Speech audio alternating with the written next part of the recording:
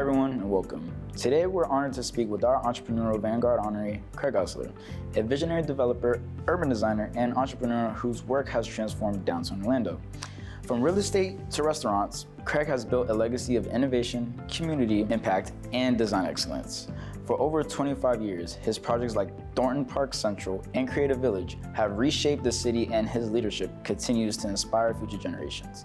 We're excited to hear his story and learn what it takes to build not just buildings, but better communities. Let's get started. You've helped shape the skyline of Orlando.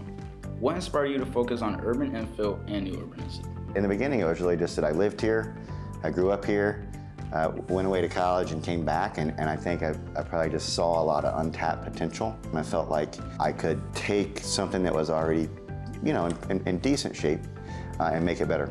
Creative Village is a huge undertaking. What has been the most rewarding part of that journey so far?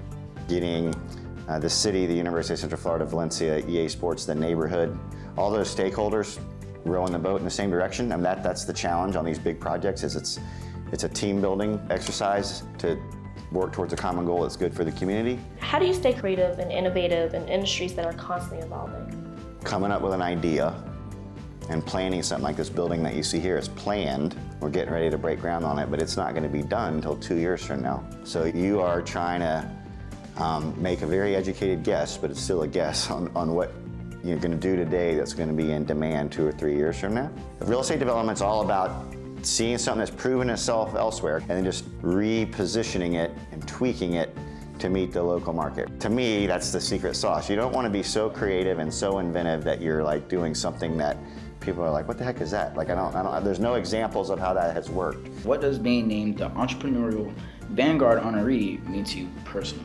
If you look back on like the JA list of who's won all these awards over the years, there's a lot of folks on that list that had a big influence in my career. It's satisfying, I guess, to be sort of now in that group. But this award is interesting and satisfying just in the sense that you get to have an impact hopefully on you guys and on a broader thing. If you could design your dream neighborhood from scratch, what would it include? It would look a lot like what we're building. It would look a lot like Creative Village. It would mean that every single person has a seat at the table and a place for them in a neighborhood that you build. Young, old, black, white, rich, poor, whatever. That's hard to do, but that's the dream of what you could do. And it would be a lot about education. You're a third generation Orlando resident. What is one thing about the city that makes you proud? We take it for granted in Orlando that there's a spirit of collaboration and partnership, that we really come together and get things done. It doesn't exist in a lot of other cities. That's unique about Orlando, and it's impressive. Thank you, Ms. Ustler, for sharing your journey and insights with us today. Your story shows that entrepreneurship is about vision, courage, and a deep commitment to community. We're inspired by your work and grateful for the impact that you made on our city and beyond.